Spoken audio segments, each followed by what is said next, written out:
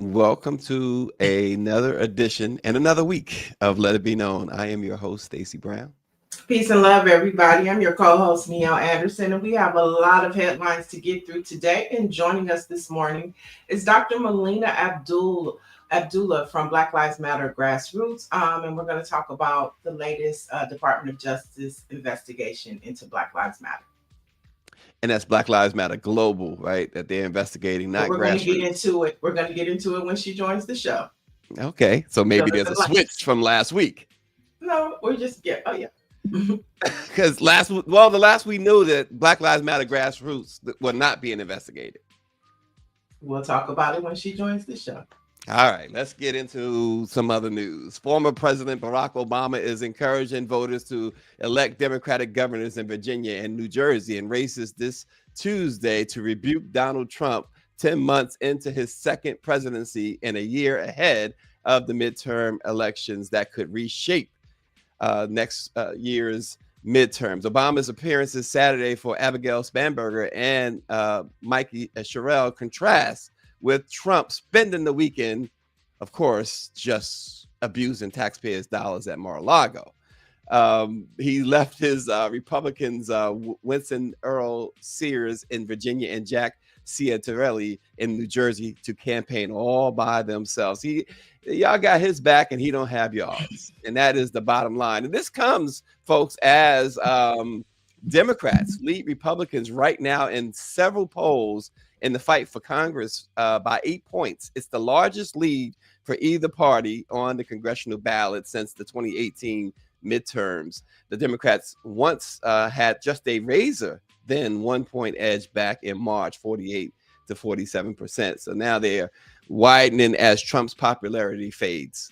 Okay, so you brought up Obama. So let's talk about him and how he is really beginning to speak out more. And in his speech, I thought it was interesting that he said he wasn't expecting this. And I think that put the focus on how a lot of us felt. We knew that he was going to do things that, he did in the last administration, but not to this level of degree. I know Kamala Harris warned us about it, but I still think even she acknowledged the fact that she didn't think it was going to happen this fast and it was going to be this detrimental, especially to people of color.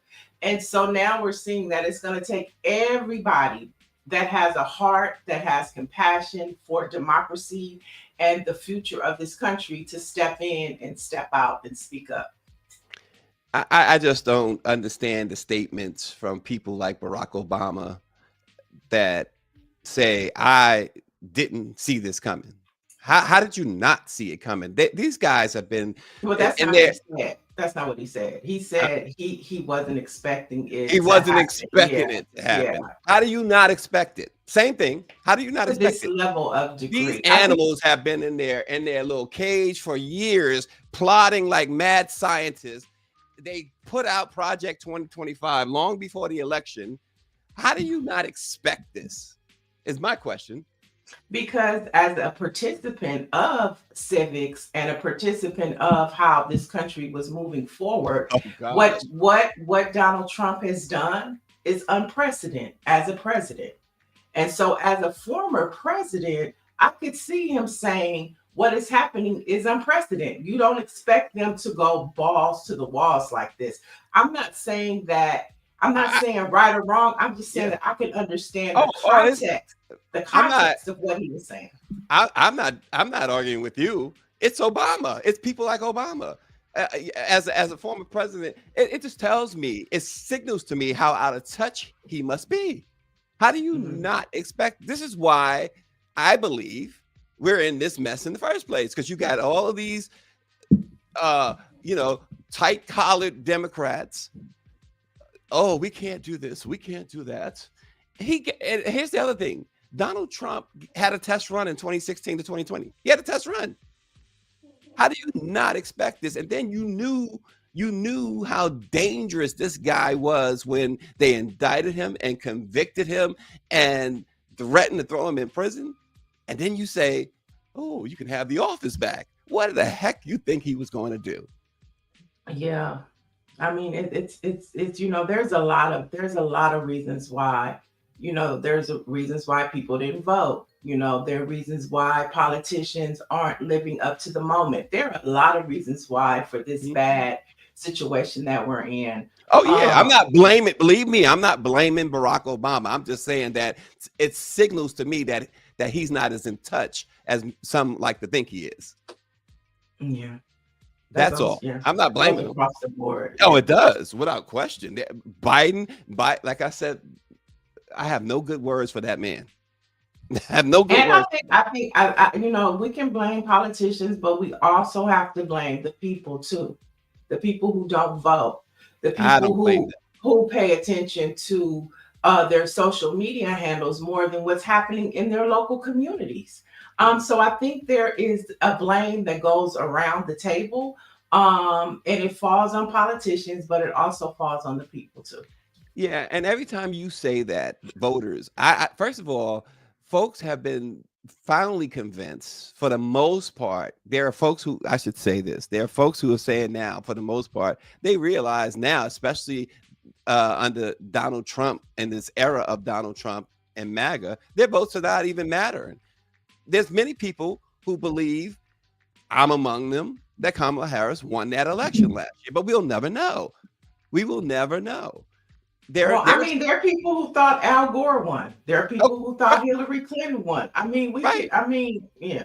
The point is, folks are like, you and Donald Trump. In addition to that, folks are like, well, why are we even bothering? And then you got, and you can't blame them. I would never blame them. And then you got Donald Trump rigging in public, rigging elections in publicly. So it's like we have no power. People are saying we have no power. And the powers that be, this is why it doesn't fall on the people, it falls on the powers that be. You had a record number of people go to the polls, and you're going to tell me that they should be encouraged to continue to do the same thing, beating this. We all say it. You keep hitting your head No, they should against be the encouraged. wall. It's insanity. They should be encouraged to participate in a more meaningful way. They should be encouraged to participate and understand that their civic participation goes beyond the ballot box. And so that's the whole structure of things. And it goes back to what's going to happen tomorrow. I think that you're going to see civics happening on local levels in mayor's races, in governor's races, in state legislator races, in school board races, in commissioner races. You're going to see local level politics really speak out tomorrow. And And so, then, yes, voting matters. It matters on a local level. It matters on the level right now more than it does on the federal well, uh, that's what people have been told, and this is the results. That's all I'm saying. They're seeing these results, and there are folks over the weekend and going for it. They can't buy food. There are folks can't feed their babies. There are folks who are being So let me ask shackled you this, by Stacey. Let me state ask you sanctioned this. What police. is your solution? You're saying your vote doesn't matter. So what would be I your solution? so I'm the wrong person to ask that because I don't participate in politics. I cover politics. But I mean, you're commenting on the why nots. What is your I'm solution? not listen what I'm saying to you when you say why not, I'm not necessarily saying why. I'm saying I understand. I would never blame people for not, taking said, "Oh, I'm going to go do this." I would never blame them because they have done that for decades and they've constantly, whether you're a Democrat, whether you're a Republican, they've constantly been disappointed. And now they're demoralized. It's not their fault. Okay, so That's we don't blaming the vote. victim. So nobody votes. So nobody votes. So then what do we do? Figure it out. Figure something else out. Figure something else out. That's Okay. all I'm saying. This is not. It's not worked. It's not Look, worked. like Orangey said, You it's had not all of us. Over 85% of Black voters voted against MAGA white. and they Asian cheated and Latino they took it voters from did it. you anyway. They cheated and they took So it I'm from you asking, anyway. I mean, if your only solution is they took it from you and they cheated, That's then not what my is the solution. That's the actual outcome of everything. so what is the solution? Well, they got to find something other than politics to put their trust in. That's what I'm saying. So what would that be? Figure it out. I am Okay. not the I am Okay. I am not the Okay. mad scientist up there trying to decide what they should do. I'm saying, you know, King and them saw that this wasn't working, and so they got people gathered together. King and others said we must make a change, and their change happened to have been like you toward you with politics. That was their change. And how long did it last? I mean, I would even, accept something like we need to be separate but equal. I would accept that, Maybe but that, to just no, maybe but just to I don't believe that throw it too. all up, but just to say throw it all away. I mean, that's All the not a way. solution. Barrington Well, always what is said, what, burn it all what, down. And I agree with what is him. the okay? So what is the alternative, Stacey? We got so-called these great minds, black minds out there. Figure it out. Get the black minds together. Get in the room. Come up with a strategy. Marcus Garvey had a strategy. Most of us didn't Okay, well, then, follow it. okay, well, if you like his strategy, then I why didn't not? say I liked his strategy. Okay, I said well, he that's had what I'm saying. one. I mean, if we're going to talk about, the problems, I think it is also a strong importance and responsibility as journalists to provide solutions too. And I'm not saying your solutions, I'm just saying that the solutions that are out there. And my What are your alternative solutions as a journalist that you are investigating that can be an alternative? Some people say separate but equal. I well, can I can I can I, listen to that, but I'm just saying instead of just always throw it all away, what are you gonna make that's gonna make it better? What's other people you out there doing to make it better? so like I said, get some great minds together, get in the room, and come up with a solution. Talk it Okay. out. I don't think one person has the solution, is what I'm saying. So you get your best. They got their best or worst, however you want to call it, MAGA folks, Heritage Foundation, etc., Stephen Miller, etc. They got them together and came up with their solution. And Well, it's working for them. I challenge both of us as journalists. We find those voices and those people and bring them to the And forefront. these and so I'm speaking from many voices that I talk to every day. I write about 4 or 5 But, stories every day, but talk to about 50 people every well, day. that's what I'm And many asking you, and Stacey. I'm What is answering the your question. solution? And the solution, consensus is we need to get together and discuss another way. That's Okay, the consensus. What would that got way it. be? Well, let's have that discussion first. Let's get everybody together. Let's get in that room and let's come. It's like a jury goes and deliberate and then Got come it. up with a verdict. That's all Okay, I'm saying. got it.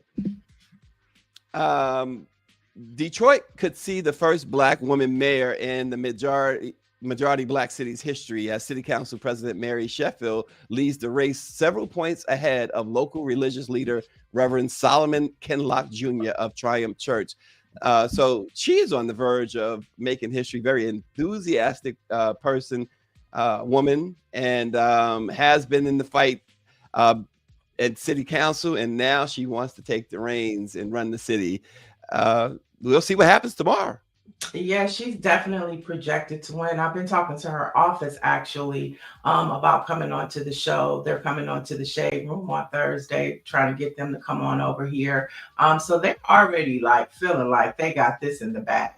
And so I think it's a great look for her to, take the reins, black woman. So we'll see what happens tomorrow. But according to her campaign, they got this in the bag. Well, we'll see. It looks like it, that's for sure, but you never know. Right. You never know. Andrew Cuomo, the former governor now running for New York City mayor, has sparked a lot of backlash after describing diversity as a weakness. And all he did was show his true colors. During an appearance on MSNBC's The Weekend, he was discussing the mayor's role. He couldn't even get the the two black hosts. He kept mixing up their names. Mm-hmm. Andrew Cuomo showed who he really is over the weekend. If you had any doubts, diversity he called a weakness. Right. I Andrew Cuomo, whatever. I was loving how Mandami was getting out the vote this weekend. He did a bar crawl. He was in the bar screaming New York to Jay-Z and Alicia Keys. He was out there with the people. You know, when we talk about change and we talk about what we want to see, he is definitely an example. They said that Barack Obama is reaching out to him, trying to have conversations with him. So when we talk about what are some of the solutions, I think Mandami represents a solution, an alternative, something that the younger generation resonates, and he's thinking the same way we're thinking. To some, it's radical, of course. To moderate Democrats, to Republicans, it's they definitely don't like it. But the people, what he's doing, it resonates with them. So when we're talking about change and blow it all up and do something new, Mandami is one of those voices that represents the new. Madami, my wife and I went to the Knicks opening game was a Mhm. week ago or so, 2 weeks, and Cuomo made it after. It was the night of the debate in New York, and Cuomo came. He sat courtside and with Adams, Mayor Adams. Mandami arrived at Madison Square Garden, uh, perhaps toward the end of the game, but he was outside with the fans. And I was talking with Lauren Burke on the phone, and my wife and I walk and we pass this guy interviewing a fan. And I Mhm. said, he looks really familiar. It turns out it was Mandami interviewing Nick fans, having fun with Nick fans after Mhm. the opening night when Mandami, in other words, has been out there. He has been in touch with people. Andrew Cuomo is representing what the old guys do, and it's pure politics. It's all about him. Whereas Zoran he's showing, at least displaying it. Maybe he won't be eventually, but he's about the people and being with the people. Right, for sure. Mandami is the guy for the moment, and I think he is going to represent what the change in this country is going to look like. Patricia says Stacey is not totally wrong. Of course, he's not totally wrong. Dr. Mellon says journalists report the facts. That's not their job to solve problems. Journalists write about history and share untold stories. Who may not know, of course, but it is an historical fact that the Black press is news, views, and advocacy. And so I'm not saying that it is our job to fix world humanity or fix the nation. I'm just saying that we should give counter responses and show an array of things. Just like we were talking about, what is the solution? Mandami could be a solution. That's all I'm saying is it's just like we can't just blow it up and not have any solutions. Even when Dr. King and them were doing that, there were still people that were saying we should be separate but equal. So I mean, just what are those two conversations? And if we're gonna blow something up, what is the solution for that? Or what is an alternative for that? That's all I'm saying, folks. Right, and so that's your solution, right? Not a And solution. It's just two it's an stories. Yeah, example. You gave an yeah. example of what could be a solution, separate but equal, or whatever. And what I'm saying is, I'd rather get folks together, these so-called great minds that we see talking on NBC, talking. It Is it takes them 20 or is minutes it the to organizer? complete a sentence, huh? Is it those commentators or is it the real organizations like Black Voters Matter, Well, like no. the National Council of Negro Women, See like that. Black Lives Matter grassroots? Is it the commentators or is it the actual So people that are doing the work? so Black Lives Matter grassroots is not a political organization, right? Or is it? We'll ask Dr. Molina when I'm she comes on. just That's for a the great. sake of No, I think yeah. that that's a great question to ask. If we're going to have somebody from the organization on, why don't Okay, we pose so that question to her? I'll pose it to her. Um, but here, what I'm saying is, when you mention Black voters or whatever matter, that's political. To me, it should be non-political. It should be non-political. Mm, A Professor mm, Gates and those guys, it should not come from a political point of view. It should not, mm. because the politics is the problem. Okay. That's just how that's how I see it. But I mean, look, there are people. Everybody has their own view. Um, Folks, and one of the more thrilling World Series we've seen in a while, the Los Angeles Dodgers won a dramatic Game 7 on Saturday, beating the Toronto Blue Jays 4 games to 3, with Game 7 ending in extra innings, with the home team Blue Jays stranding a tying run at third base. The series also had a game that went 18 innings. I mean, it was quite the entertaining series, and perhaps brought more interest to the game of baseball. And congratulations to the Dodgers manager, back-to-back World Series titles, the first black manager since Cito Gaston. He and Cito Gaston are the only two black managers to win back-to-back World Series titles. And it looked like Dave Roberts is not going anywhere anytime soon. And with all of the money behind the Dodgers and the talent that team has assembled, the Dodgers are not going anywhere anytime soon. Yeah, their parade is today. LA is ready to turn up and celebrate. I know I wasn't watching the game, but I knew they had won by the amount of fireworks that hit the air. I was like, oh, the Dodgers must have won.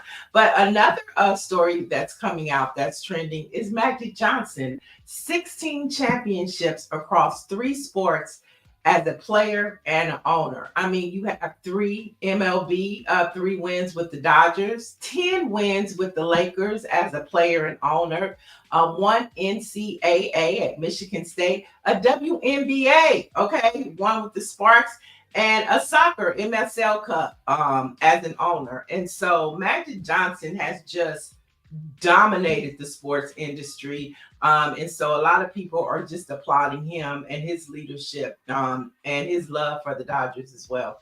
And maybe he can use some of that influence to talk to, as RNG says, that MAGA Core Civics owner of the Dodgers. Yeah. Talk some Um, sense into him. Yeah, another conversation that people want to know is last year it was Ice Cube that performed at the celebration. And of course, we saw Nike use Kendrick Lamar's song Squabble Up as soon as they had won. And so now people are wondering, it was Ice Cube last year.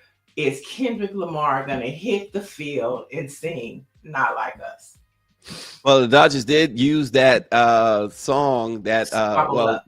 well, they used the words "Not Like Us" when they took their team picture, and they slapped on the slogan "Not Like Us." So I guess, and with the Nike commercial, you kind of reading the tea leaves. If the tea leaves are correct, and the Dodgers have at least reached out to Kendrick Lamar, you would think. Mhm. Oh, for sure, for sure. I mean, even Ice Cube posted yesterday. He was holding the trophy, and he posted "Not Like Us." So I think he's, accepted the fact that he might not get a second round. And of course, it goes to Kendrick. I mean, of course, because you also had Canada versus LA, which was the whole setup between Drake and Kendrick. And so Drake can't catch a win, not in court, not in hip hop, and now not even in baseball. Yeah, and it's even some baseball fans, dare I say, black baseball fans, Latino baseball fans were they were kind of torn because of, as RNG mentions, Mark Walter, the principal owner of the Dodgers, so Mhm. affiliated with MAGA and the private prisons. And of course, Canada is the one nation that's been standing up to Donald Trump. So people were kind of torn. Yeah, yeah. But I mean, everybody here yesterday, you couldn't walk in LA without seeing a Dodger shirt. Everybody had a Dodger shirt on. Everybody had the LA hat on. So it's a lot of love. I just hope that the people of LA find a better way to celebrate, tagging buses and just doing donuts in the street while people are just trying to drive home. That's a little dangerous. So I Well, just hope today they pipe down a little bit. and footnote, like I said, Dodger manager Dave Roberts became the first black manager to win back-to-back World Series titles since another black manager, Cito Gaston. And Cito Gaston, if you didn't know, those 2 World Series titles he won, Hmm. Toronto Blue Jays, who the Dodgers beat Oh, against. Yeah. okay. Okay. Yeah, just thought of that. Uh, well, speaking of LA, we've been talking about her from the top of the show to the middle of the show. Joining us now, let it be known, family, is union leader and co-founder of Black Lives Matter LA and Black Lives Matter Grassroots. Welcome back, Dr. Melina Abdullah. Good morning. Good morning. Thanks for having me. Yeah. Any thoughts about the Dodgers before we get started? No. I No, can imagine why. I'm glad we won. I live in Los Angeles. I'm glad we won, but I know nothing about baseball or sports at all. Um, I'm glad Not Like Us is back out. We could use it again for some other stuff. But other than that, I do have thoughts though, Neil. I don't know if you saw what LAPD did to Mm, to Dodgers fans.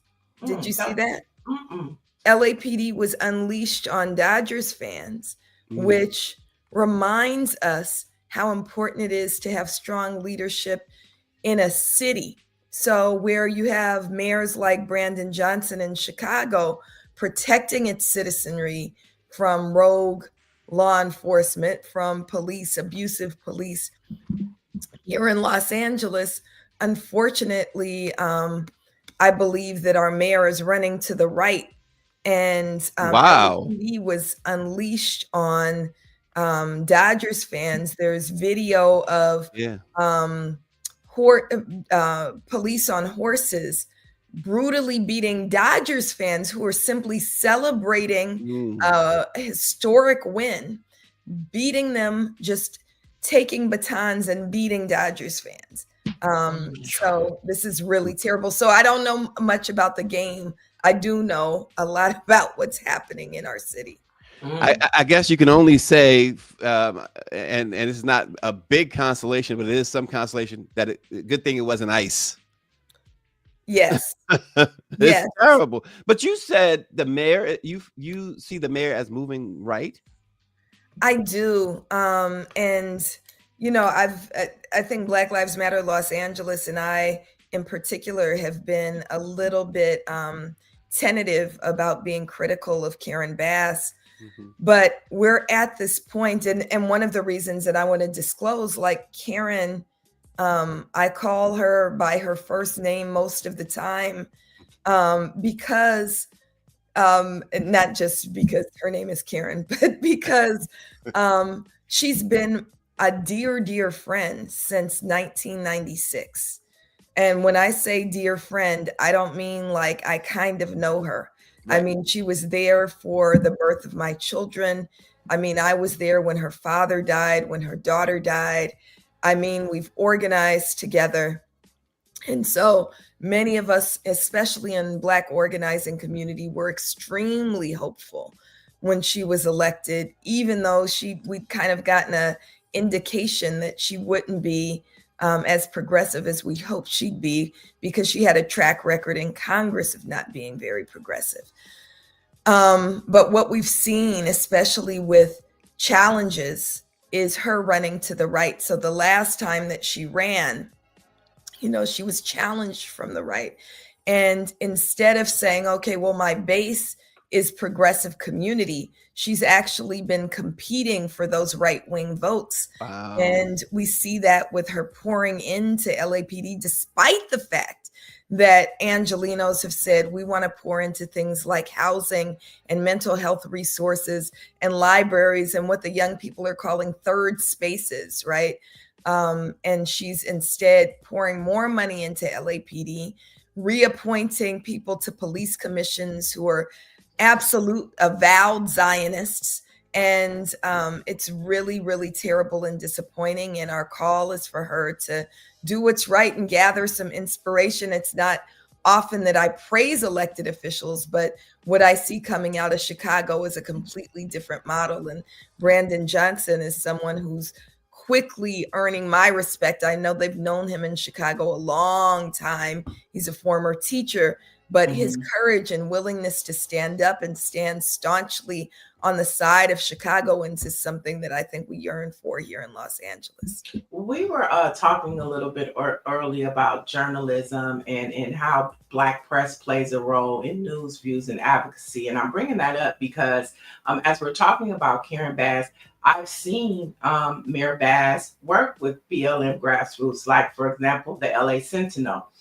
When they hosted the People's Budget, and you guys came in, and as a newspaper, journalism, they still got involved in the advocacy and trying to bring BLM grassroots together. Mayor Bass talk about the budget. And so she has been a semi-ally as it relates to hearing the concerns of Black Lives Matter grassroots and using the Black press to do that. But I want to know, do you think that her moving more towards the right has to do with the fires and the big mess up that she has? And so she's trying to clean up as she begins to run for mayor again. Do you think that plays a part into it?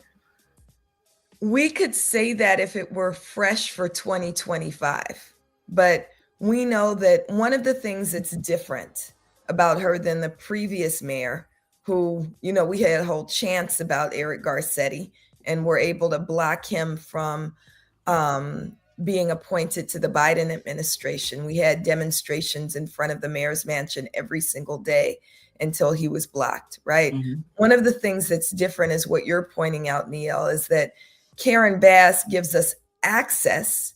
So she will show up. She's shown up now every year of her administration for the People's Budget presentation. And we're grateful to the Sentinel for also, even before the People's Budget was rolled out, immediately once she came into office, we had that meeting at the Sentinel. So she has been accessible, but access is different and hearing is different than actually listening, right? So each year we do this People's Budget presentation and we say, what do Angelenos want to spend on and not spend on? And each year, tens of thousands of Angelenos weigh into the survey, many more voices than are listed by or listened to in the LMU survey, which is sometimes kind of touted as the one in Los Angeles. So many times over the LMU survey. And every year, Angelenos say they want to stop spending so much on police, parking enforcement, and prosecutions. I call them the 3 Ps. Mm-hmm. So Mayor Bass will come, and we're always cordial with her, right? She'll come, she'll sit, she'll listen, and then she'll completely ignore what it is we have to say. Mm-hmm. So even though Black media has been good in saying you should listen, and she'll heed that, and she'll heed the voices of organized listen, to ignore is almost a greater disrespect than coming and, Oh, you're 100% right. You're Absolutely. 100% right, Dr. Molina. To ignore is a greater insult. And with that said, you mentioned how close you and the mayor is and have been. Have you had or sought out a chance to sit down with her, just you and her as friends, to discuss these concerns? Well, early on, just before she was elected, and Neil will remember, but I don't know if the news made it over to you on the East Coast, Brother Stacy. Just before the election, there was an incident on my campus at Cal State LA where there was a mayoral debate. And I was sitting in the back of the auditorium, an empty auditorium, and campus police were called in to remove me.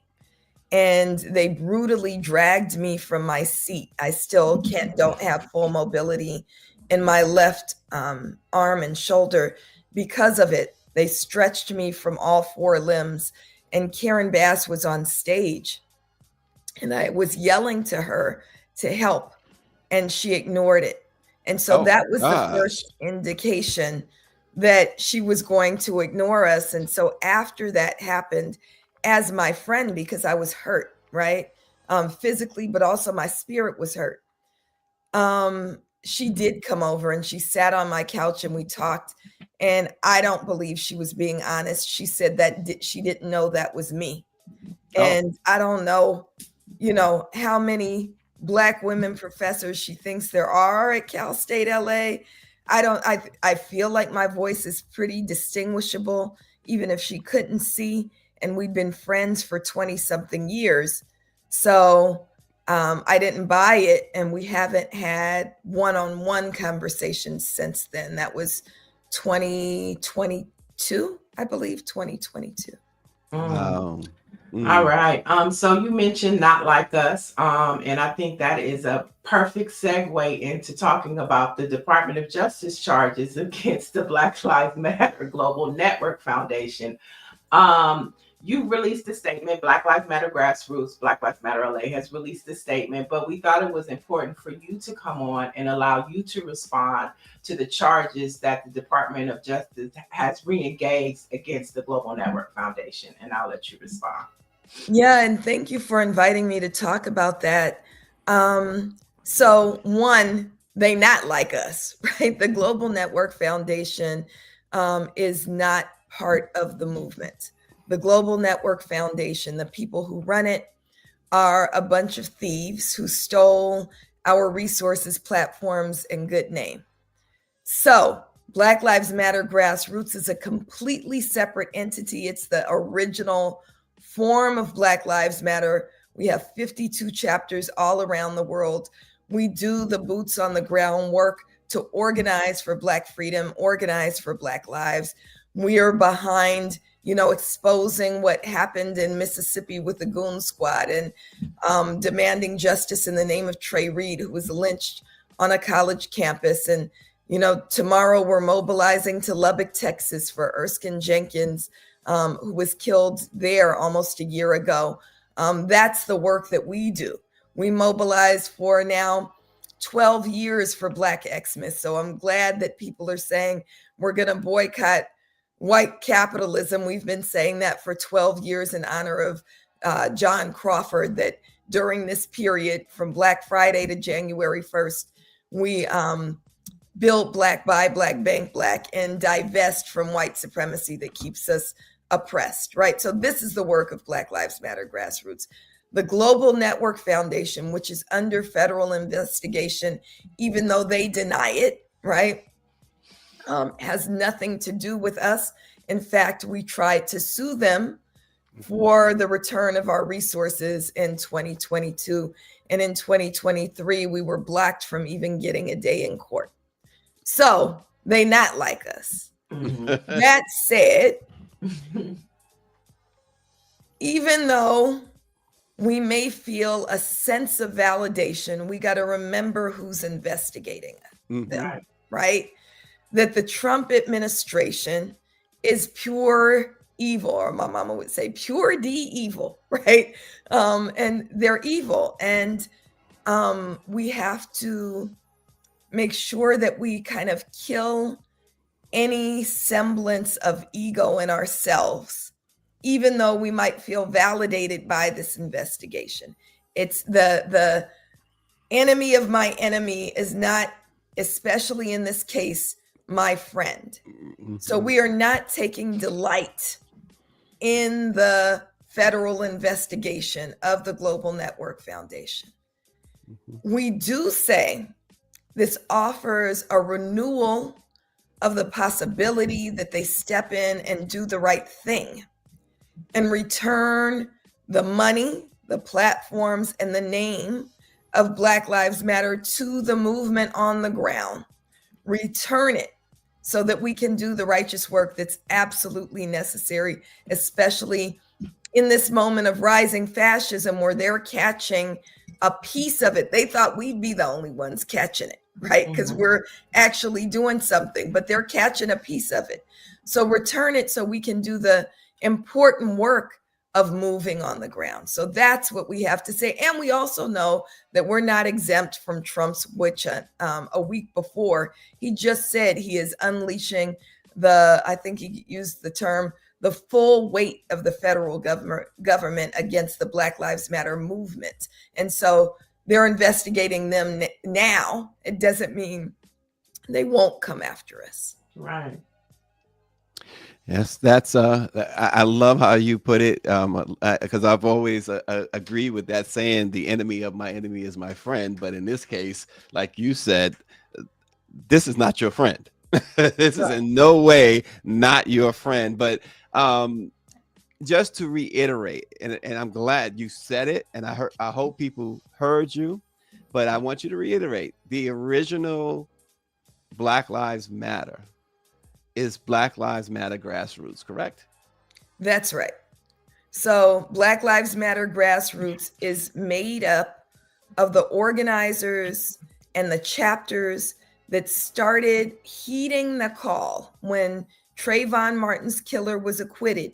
We started right here in Los Angeles, and we were the boots on the ground who've been doing work since July 13th, 2013. Our movement was hijacked by 3 highly paid consultants. You know, I believe in naming names. Their names are Shalomia Bowers, Cecily Gay, and Dejanay Parker. And that is who's under investigation.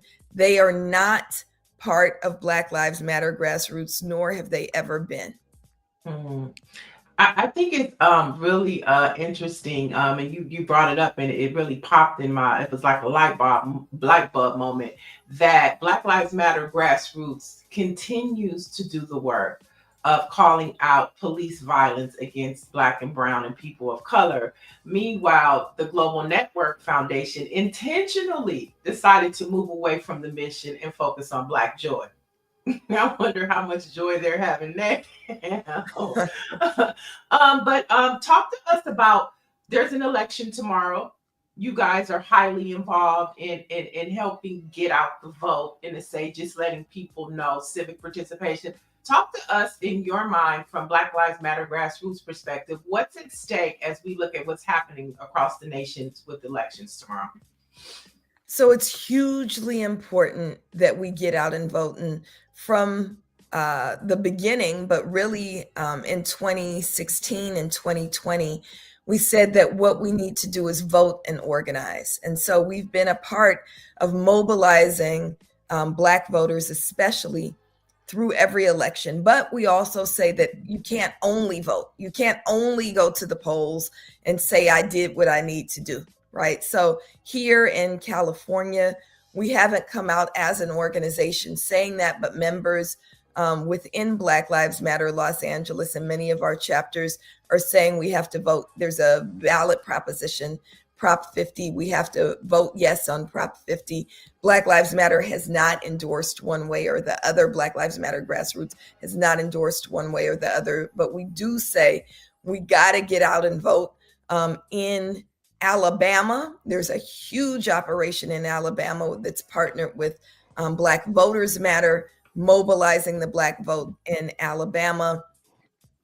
In Mississippi, there's much work being done around voter mobilization. So we do say that we have to vote and organize. You know, we liken ourselves and try to inherit the legacy of people like Mrs. Fannie Lou Hamer, right?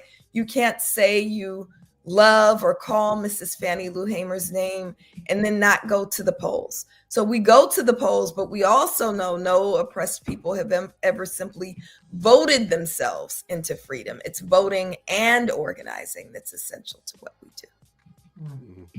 Well, again, as Dr. Marilyn said, you cleared that up. She thanks you for clearing that up. One of our viewers thanks for clearing up Black Lives Matter. But the last thing I have is with this situation, I'm going to go back to the investigation.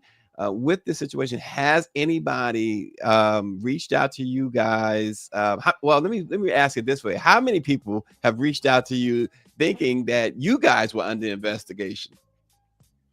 A few have. I think that, you know, we're grateful to Black media because I think Brother Stacy, Sister Nielle, you've been part of at least allowing us to come on platforms and clarify. And we've been doing that for the last several years. And it seems that it's beginning to take hold, that people are beginning to understand that Black Lives Matter grassroots and the Global Network Foundation are not the same thing. Also, people who are just influential voices. So very, very recently, I believe it was last week, Amanda Seales used her platform to talk about movement on the ground and that Black Lives Matter grassroots, and then goes on to say specifically grassroots, right, is mobilizing and doing work on the ground. And that has helped us build our own platforms, helped us get our own voices out there. And so there have been only a few that have thought that the Global Network Foundation or the investigation could mean, that grassroots was under investigation. So we're grateful to you all, to Black media and Black independent voices, for doing that and helping us uplift things in that way. We're especially grateful to the voices on the ground who've been, I'm writing a piece right now called Wisdoms from My Mama. My mama just turned 80 yesterday, right? And so I have grateful to have a weekly column now in the LA Sentinel. And so I'm writing Wisdoms from My Mama. And my mama and my grandmother always taught me that you just do the work and live as righteously as possible, right? Just do the work and live as righteously as possible. And that's become, I think, a mantra for many of our organizers who, despite the fact that we don't have any money, despite the fact that we have growing but not massive platforms, that they just do the work. And I think that in some ways that speaks for itself. And we talk often about being the clean glass of water. And so I think that that's kind of protected us in many ways from attacks and giving clarity to people when they see people like Andrew Joseph doing work in the name of his son who was stolen by police violence, or people like Baba Akili, who's been in this movement, and he'll say all of your life, right, since the 1960s, right, that they know that the people who are moving the work forward are moving the work forward because we believe and know we have a right to be free Black people. Thank you so much for tapping in this morning and just giving us an update on LA and Black Lives Matter grassroots. I'm sure we'll check back in with you as this story continues to develop. Thank you so much, Dr. Abdullah. Thank you so much. Thank you. All right, and there you have it. Just a couple more headlines to get through real quickly. And let's talk about Donald Trump says there could be U.S. boots on the ground and airstrikes in Nigeria. Now, he said they're killing a record number of Christians in Nigeria, and the president of Nigeria has responded and said the characterization of Nigeria as religiously intolerant does not reflect our national reality. And with this story, I find it interesting that he wants to go over to Nigeria when you look at what's happening in Sudan and in the Congo, and there is a complete genocide happening in those two countries, and we are dead silent on that. And then you just want to randomly pick on Nigeria? Is it because they're cool with China? I mean, I don't know. Well, he's all for a genocide of Black people, so he'll leave them alone. But the idea of picking on Nigeria, folks should be up in arms. But you don't hear anybody up in arms too much. Right. And you don't really see, to Dr. Joni's point, just about reporting the news, you don't hear about what's going on in the Congo or in Sudan. And of course, we definitely know what's going on in Gaza, which is definitely important. But I think Sudan and the Congo are just as important. And then to just pick Nigeria, I'm like, I know there's a lot of headlines coming out about how Nigeria and China are becoming strong allies. So could that be the reason why he wants to strike Nigeria? But either way, I think that if Donald Trump continues to move on a world stage the way he is moving and threatening nuclear there, we could be in WW3 coming up, World War III, if he continues to act the way that he does. And that's a scary thought. You got to understand a demented mind that wants a Nobel Peace Prize, who was denied a Nobel Peace Prize. And let's face it, the only reason why he really wants the Nobel Peace Prize is because Obama got it. But this demented mind will indeed do what he can to set off a World War III to at some point believing that he could end it triumphantly and win the Nobel Prize. Jesus Christ. And in more news, I hope that he wants to solve a world problem. Let's just get back over here to the United States, where the FAA is pressing Congress to reopen the government as major airports across the country are experiencing flight delays and cancellations due to staffing shortages amid lapsing in funding. I mean, I've even been told that TSA is just letting you walk through. You know, they showing up for work, but they not working.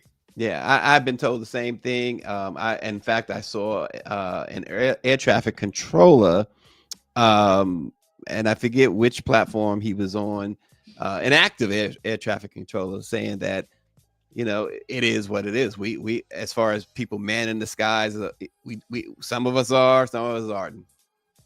Yeah, it's really scary. I was thinking about traveling over the Thanksgiving holiday, but I'm just afraid of getting stuck. I mean, look at, with Jamaica, it's not just the hurricane. People can't the what's happening in the United States is another factor why those individuals can't get out of Jamaica. And so I'm just, we should all be hesitant about traveling because our airports no longer have the infrastructure to sustain major travel when you have air traffic controllers that are now having to work 2 and 3 jobs.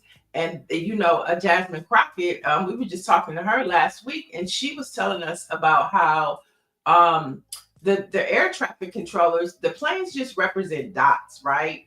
And so you really have to be focused on what is going on. And just imagine somebody working 3 jobs and then coming in there trying to look at little dots all across the air skies. I mean, it's really scary out there. And then with TSA, international terrorists, like they see that our infrastructure is weak in our airports, and guess what they could do? They could just slip on by. Well, So and they have there's a lot been, going on.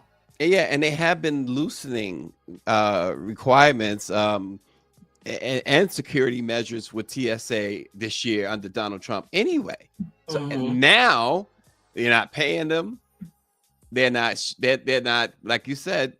I've heard the same things, like, oh, whatever, just go on through. Yeah. So how dangerous is that? How much more dangerous? Right. And Dr. Molina, we were talking about mayors earlier. Another story that gives hope as we continue to be under this government shutdown, and the repercussions are going to get worse day by day. Atlanta Mayor Andrew Dickens has paused evictions and water shutoffs as SNAP funding lapses, and so this will be into effect and last until January 31st of 2026. And so you see, Dr. Abdullah brought up Mayor Johnson in Chicago. And then you see what's happening here in Atlanta. Brandon Scott in Maryland, he says that he's going to, subsidize and find a way to make sure that people get their snaps. So you see local elected officials really doing the work. And making sure that even though they don't, there's something in between. So, okay, so use your rent money or use your water money to get your groceries, and I'm gonna make sure that you still gonna have a place to live and some water, because we got to figure this out. And on top of that, for you lovers of Donald Trump, his administration put out something yesterday threatening grocery stores who are giving either giving away or giving discounts to people who have lost their SNAP benefits. Isn't that something? That is crazy. So more to talk about, but we're going to stick a pin in it there. We're going to stick a pin in it there, folks. We overtime, so we got to run, but we will see you again tomorrow.